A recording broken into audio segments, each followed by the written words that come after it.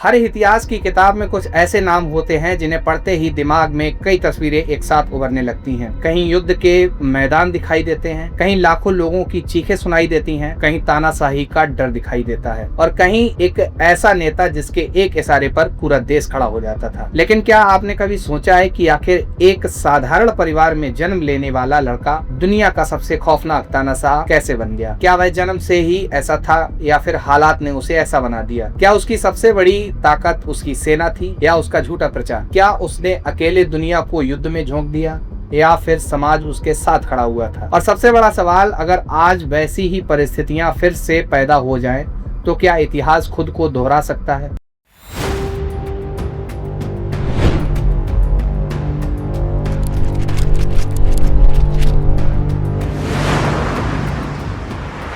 नमस्कार, मैं हूं अर्पित साक्य और आप देखना शुरू कर चुके हैं फाइल नंबर। यहां हम किसी एक व्यक्ति की सिर्फ कहानी नहीं सुनाते हैं, उसकी पूरी फाइल खोलते हैं, दस्तावेजों के आधार पर, घटनाओं के साथ और उन सवालों के साथ जिनके जवाब इतिहास में छिपे हुए हैं। आज हम खोल रहे हैं फाइल नंबर 1। आज की इस फाइल में कहानी एक ऐसे तानाशाह की, जब कोई देश का शासक तानाशाह बनने की कोशिश करता है तो एडोल्फ हिटलर को अपने गुरु के रूप में देखता है। कहानी एक ऐसे व्यक्ति की जो कलाकार बनना चाहता था लेकिन इतिहास को ऐसा मंजूर नहीं था।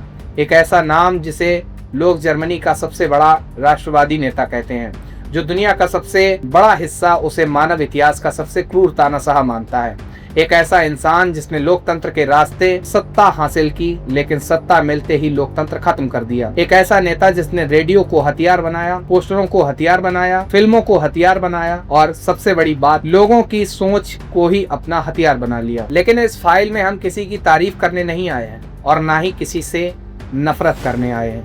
हम सिर्फ इतिहास के दस्तावेज पढ़ेंगे, तथ्यों को सामने रखेंगे और जानेंगे कि आखिर वह कौन सी घटनाएं थीं जिन्होंने दुनिया को बदल दिया। फाइल नंबर का पहला पेज खोलने से पहले आपको बताते हैं कि फाइल नंबर आखिर है क्या।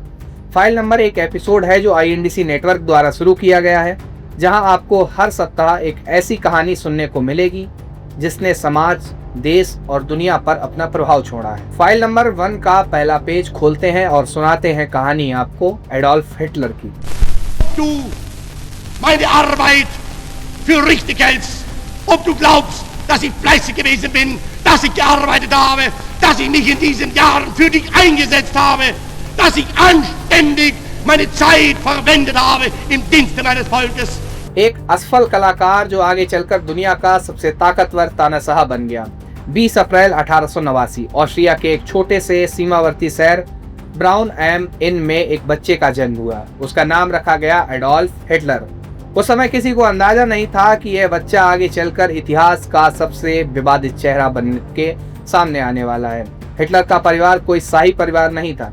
उसके पिता सरकारी विभाग में नौकरी करते थे।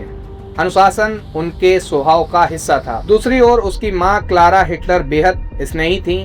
कहा जाता है कि हिटलर अपनी मां से बहुत ज्यादा प्यार करता था, जबकि पिता के साथ उसका रिश्ता हमेशा टकराव वाला रहता था। पिता चाहते थे कि बेटा सरकारी अफसर बने, लेकिन बेटे का सपना कुछ और था। हिटलर कलाकार बनना चाहता था, उसे पेंटिंग करना पसंद था, वह इमारतों के चित्र बनाता था। उसे लगता था कि एक दिन उसकी पेंटिंग दुनिया देखेगी, लेकिन इतिहास ने उसे कुछ और करने के लिए भेज रखा था। स्कूल की पढ़ाई पूरी करने के बाद हिटलर अपने सपनों को लेकर ऑस्ट्रिया की राजधानी वियना पहुंच गया। वहां उसे प्रतिष्ठित Vienna academy of fine arts में दाखिला लेने के लिए उसने आवेदन किया, लेकिन वह सफल नहीं हुआ। उसने दोबारा कोशिश की, लेकिन फिर से वह सफल नहीं हुआ। उसने तीसरी बार भी प्रयास किया, लेकिन रिजल्ट वही निकला, उसे रिजेक्ट कर दिया गया। आज इतिहासकार अक्सर एक सवाल पूछते हैं कि अगर उस दिन वियना की कला अकेडमी में हिटलर को प्रवेश दे दिया होता तो दुनिया का इतिहास अलग होता। इस सवाल का जवाब किसी के पास नहीं है, लेकिन इतना जरूर है कि उस असफलता ने उसकी जिंदगी की दिशा बदल दी। अब उसके पास न डिग्री थी, न नौकरी थी, न पैसा था और मन में और न रहने के लिए कोई स्थायी घर था। कई महीनों तक हिटलर वियना के गरीबों के आश्रय गृहों में बेघर लोगों की तरह भटकता रहा। कभी मजदूरी की उसने, कभी छोटी मोटी पेंटिंग बेचकर गुजारा किया करता था, तो कभी पोस्ट कार्ड बनाकर कुछ पैसे कमाया करता था। यही वह समय था जब उसके भीतर धीरे धीरे कट्टर राष्ट्रवाद की भावना बढ़ने लगी। वह ऐसे लोगों और विचारों के संपर्क में आया जो जर्मन नस्ल को सबसे श्रेष्ठ मानते थे और यहूदियों के खिलाफ जहर उगलते थे। कई इतिहासकार मानते हैं कि वियना में बिताए गए इन्हीं वर्षों में उसकी सोच को सबसे अधिक प्रभाव मिला था। हालांकि इतिहासकार यह भी स्पष्ट करते हैं कि किसी एक घटना या एक व्यक्ति को उसकी पूरी विचारधारा का अकेला कारण नहीं माना जा सकता है। उसकी सोच कई सामाजिक, राजनीतिक और व्यक्तिगत अनुभवों से मिलकर बनी थी। इस फाइल में दर्ज दस्तावेज बताते हैं कि यहीं से उसके भीतर एक ऐसी मानसिकता विकसित होने लगी जो आगे चलकर पूरी दुनिया के लिए विनाशकारी साबित हुई। लेकिन इस दौर से जुड़ा एक दिलचस्प किस्सा भी है। आज पूरी दुनिया हिटलर को उसकी छोटी सी चौकोर मूंछ यानी टूथब्रश मूंछ के कारण पहचानती है, लेकिन बहुत कम लोग जानते हैं कि शुरुआत में उसकी मूंछ बिल्कुल अलग थी। पहले वह उस समय के जर्मन फैशन के अनुसार बड़ी काइजर स्टाइल मूंछ रखता था। फिर आया प्रथम विश्व युद्ध। युद्ध के दौरान सैनिकों को जहरीली गैस से बचने के लिए मास्क पहनना पड़ता था। कहा जाता है कि उसकी बड़ी मूंछ गैस मास्क के लिए फिट नहीं होती थी, वह बाधा बन रही थी। मजबूरी में उसने अपनी मूंछ को छोटी कर ली और यही मूंछ आगे चलकर उसकी पहचान बन गई। यह फैशन नहीं था, यह युद्ध की मजबूरी थी। लेकिन अभी हिटलर सिर्फ संघर्ष कर रहा था। वह न नेता था, न तानाशाह था, न दुनिया उसे जानती थी। फिर आया साल 1914। यूरोप में युद्ध छिड़ गया। दुनिया इसे प्रथम विश्व युद्ध के नाम से जानती है। हिटलर ने स्वयंसेवक के रूप में जर्मन सेना ज्वाइन कर ली। उसने कई मोर्चों पर लड़ाई लड़ी, घायल हुआ, सम्मान भी प्राप्त हुआ और खुद को जर्मनी को समर्पित सैनिकों में मानने लगा।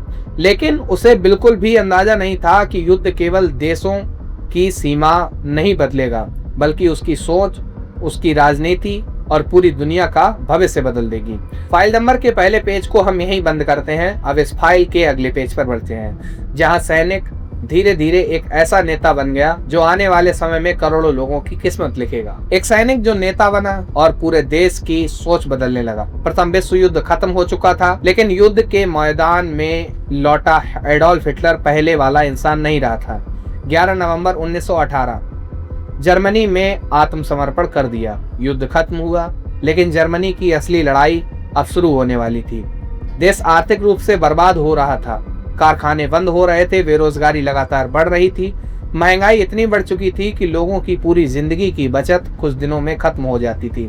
सड़कों पर गुस्सा था, निराशा थी और सबसे बड़ी बात, जनता को किसी एक ऐसे चेहरे की तलाश थी जो उन्हें उम्मीद दे सके। यहीं से फाइल नंबर का दूसरा पन्ना शुरू होता है। इतिहास में कई बार ऐसा हुआ है कि जब कोई देश आर्थिक संकट से गुजरा है, तब जनता किसी एक ऐसे नेता की ओर देखने लगती है जो बड़े बड़े वादे करता है। जर्मनी में भी कुछ ऐसा ही हुआ था। हिटलर अब सेना में नहीं था, लेकिन सेना में उसे एक नया काम सौंपा गया। उसे राजनीतिक बैठकों में भेजा जाने लगा ताकि वह अलग अलग संगठनों की गतिविधियों पर नजर रख सके। साल 1919 में एक ऐसी ही बैठक हुई। उसमें उसकी मुलाकात एक छोटी सी राजनीतिक पार्टी से हुई। नाम था national socialist German works party, जिसे आगे चलकर पूरी दुनिया नाजी पार्टी के नाम से जानने लगी। शुरुआत में यह पार्टी बहुत छोटी थी, इसके सदस्य भी गिने चुने हुए थे, लेकिन उस बैठक में कुछ ऐसा हुआ था जिसने सबका ध्यान अपनी ओर खींच लिया। एक व्यक्ति जर्मनी की हार को लेकर भाषण दे रहा था। हिटलर खुद को रोक नहीं पाया। वह अचानक खड़ा हुआ और लगभग बिना तैयारी के बोलना शुरू कर दिया। उसके शब्दों में गुस्सा था, आत्मविश्वास था और सबसे बढ़कर ऐसी भाषा थी जिसे सुनकर आम लोग खुद को उससे जुड़ा हुआ महसूस करने लगे थे।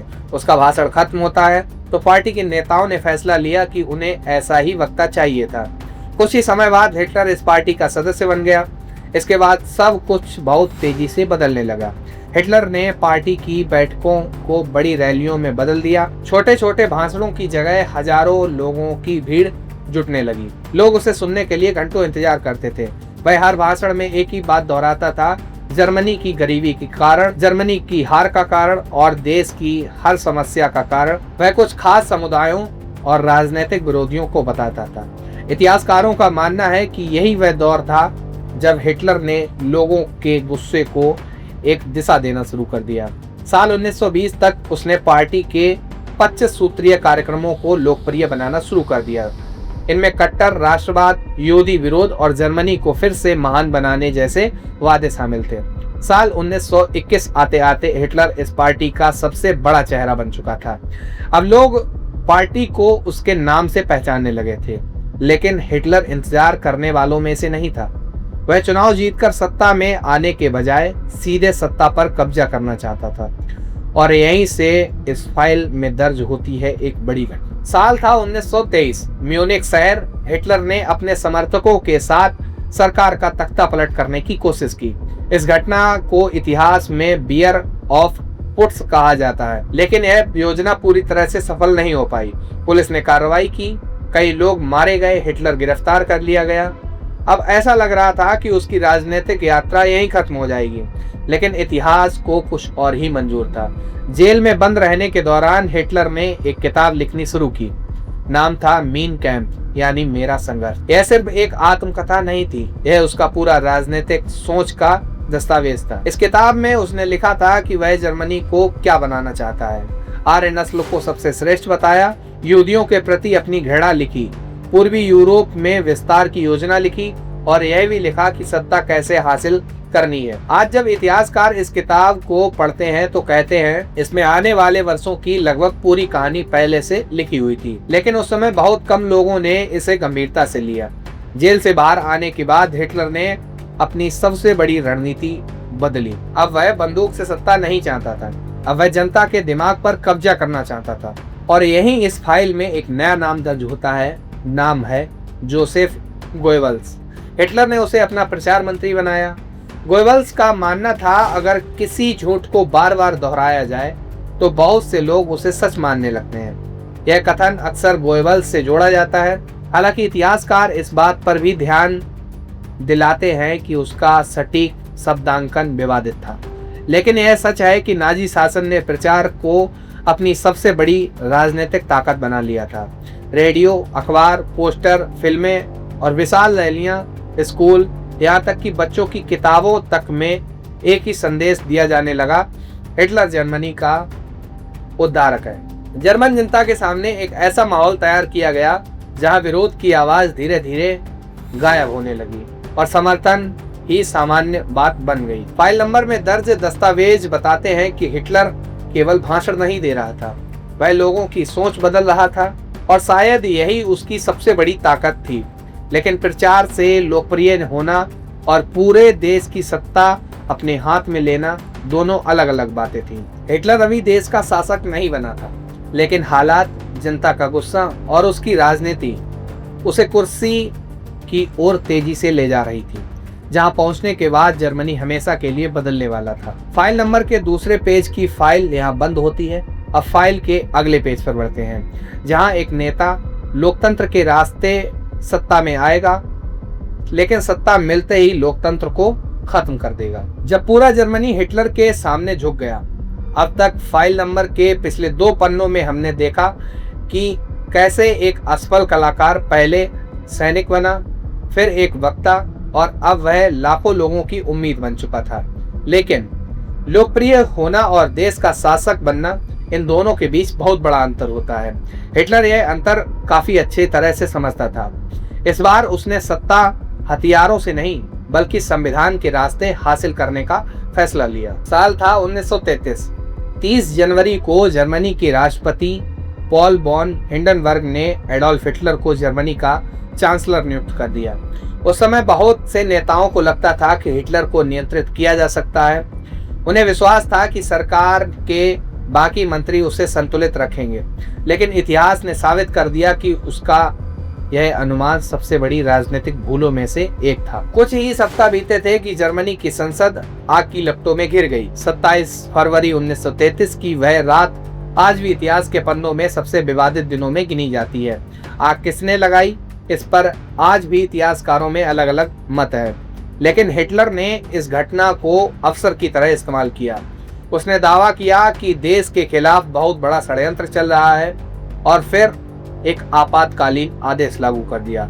उस आदेश के बाद प्रेस की स्वतंत्रता लगभग खत्म हो गई, सभा करने की स्वतंत्रता सीमित कर दी गई, सरकार को बिना मुकदमे लोगों को गिरफ्तार करने का अधिकार मिल गया। हजारों राजनीतिक विरोधियों को जेल में भेज दिया गया। लेकिन यहाँ तो केवल शुरुआत ही थी। कुछ ही दिनों बाद मार्च 1933 में जर्मन संसद में एक नया कानून लाया गया। कानून का नाम था एम्बलिंग एक्ट। सुनने में यह एक साधारण कानून लगता है, लेकिन वास्तव में यही वह दस्तावेज था जिसने जर्मनी के लोकतंत्र की कमर तोड़ दी। इस कानून के बाद हिटलर संसद की अनुमति के बिना भी कानून बना सकता था, यानी लोकतंत्र अब केवल नाम का रह गया था। फाइल नंबर में दर्ज दस्तावेज बताते हैं कि इसी कानून ने नाजी तानाशाही की वास्तविक शुरुआत की थी। इसके बाद हिटलर ने एक एक करके पूरे देश पर अपना नियंत्रण स्थापित करना शुरू कर दिया। सभी राजनीतिक दल या तो बंद कर दिए गए या खुद ही खत्म हो गए। मजदूर संगठनों को भंग कर दिया गया। राज्य सरकारों की शक्तियां केंद्र के अधीन कर दी गईं। अदालतों पर दबाव बढ़ने लगा। विश्वविद्यालयों में केवल वही पढ़ाया जाने लगा जो नाजी विचारधारा के अनुकूल था। अब जर्मनी में एक ही पार्टी थी और एक ही नेता, अडोल्फ हिटलर। 1934 में राष्ट्रपति हिंडनबर्ग की मृत्यु हो गई और उसी दिन हिटलर ने राष्ट्रपति और चांसलर दोनों पद अपने हाथ में ले लिए। अब वह सिर्फ सरकार का प्रमुख नहीं था, वह अब था फ्यूहर, यानी सर्वोच्च नेता। जर्मन सेना के हर सैनिक को, सरकारी अधिकारी को और प्रशासन के हर कर्मचारी को देश के संविधान को नहीं बल्कि सीधे हिटलर के प्रति वफादारी की शपथ दिलाई गई। यहीं से एक लोकतांत्रिक राष्ट्र पूरी तरह तानाशाही में बदल चुका था। लेकिन हिटलर जानता था कि केवल कानून बदल देने से उसका देश नहीं बदलता। देश तब बदलता है जब लोगों की सोच बदल दी जाए, और यहीं से शुरू हुआ दिमागों पर कब्जा करने का अभियान। सरकार ने बच्चों के लिए विशेष संगठन बनाए, हिटलर यूथ, जहां छोटी सी उम्र में ही बच्चों को नाजी विचारधारा सिखाई जाती थी। उन्हें बताया जाता था कि उनका सबसे बड़ा कर्तव्य फ्यूहर के प्रति वफादार रहना है। स्कूलों की किताबें बदल दी गईं, इतिहास बदला गया, विज्ञान तक को नस्लीय विचारधारा के अनुसार पढ़ाया जाने लगा। महिलाओं को मुख्य रूप से घर और परिवार तक ही सीमित रखने की नीति अपनाई गई। रेडियो पर वही खबरें सुनाई देती थी जो सरकार चाहती थी। फिल्मों में वही दिखाया जाता था जो प्रचार मंत्रालय चाहता था, और अखबारों में वही छपता था जिसकी अनुमति दी जाती थी। इसी दौरान यहूदियों के खिलाफ सरकारी अभियान और तेज हो गया। साल 1935 में नूरनबर्ग कानून लागू किया गया। इस कानून में जर्मनी के यहूदियों से उनके कई नागरिक अधिकार छीन लिए गए। सरकारी नौकरियों, मतदान के अधिकार और समाज में उनकी कानूनी स्थिति, सब कुछ बदल दिया गया। धीरे धीरे यहूदियों को देश का दुश्मन साबित किया जाने लगा। फाइल नंबर के दस्तावेज बताते हैं कि यह केवल भेदभाव नहीं था, यह आने वाले समय में सबसे बड़े नरसंहार की भूमिका तैयार की जा रही थी। लेकिन इसी दौर में हिटलर की जिंदगी से जुड़ा एक ऐसा किस्सा भी सामने आया जिसका भारत से भी संबंध जुड़ता है। साल 1936, स्थान बर्लिन ओलंपिक। पूरी दुनिया की निगाहें जर्मनी पर थीं। हिटलर चाहता था कि इन ओलंपिक खेलों के जरिए पूरी दुनिया नाजी जर्मनी की ताकत देखे। लेकिन हॉकी के मैदान पर भारत ने जर्मनी को 8-1 से हरा दिया। उस मैच के सबसे बड़े सितारे थे मेजर ध्यानचंद। उनकी हॉकी देखकर पूरा स्टेडियम हैरान था। भारत ने जर्मनी के घरेलू मैदान पर उसकी टीम को पूरी तरह हरा दिया। भारत में वर्षों से एक प्रसिद्ध कहानी सुनाई जाती है कि मैच के बाद हिटलर मेजर ध्यानचंद के खेल से इतना प्रभावित हुआ कि उसने उन्हें जर्मन सेना में उच्च पद और बेहतर सुविधाओं का प्रस्ताव भी दिया था। लेकिन मेजर ध्यानचंद ने यह प्रस्ताव ठुकरा दिया और कहा कि अपने देश के लिए ही खेलेंगे। हालांकि इतिहासकार बताते हैं कि इस घटना के लिए कोई संस्करण मौजूद नहीं है और इसके सभी विवरणों की स्वतंत्र ऐतिहासिक पुष्टि उपलब्ध नहीं है। फिर भी यह किस्सा भारतीय खेल इतिहास की सबसे चर्चित कहानियों में से आज भी शामिल है। लेकिन उधर हॉकी के मैदान में हार मिलने के बावजूद राजनीति के मैदान में हिटलर मजबूत होता जा रहा था। अब उसके पास सत्ता थी, सेना थी और प्रचार तंत्र था, और सबसे बड़ी ताकत पूरे जर्मनी की मशीनरी उसके नियंत्रण में आ चुकी थी। अब उसके सामने केवल एक लक्ष्य बचा था, जर्मनी की सीमाओं का विस्तार, और यही फैलाव कुछ ही वर्षों के बाद पूरी दुनिया को इतिहास के सबसे बड़े युद्ध की ओर धकेलने वाला था। फाइल नंबर के तीसरे पेज की फाइल यहीं बंद होती है। अब इस फाइल के अगले पेज पर बढ़ते हैं, जहां हिटलर का सपना पूरी दुनिया का सबसे बड़ा युद्ध बन गया और इतिहास का सबसे भयावह अध्याय।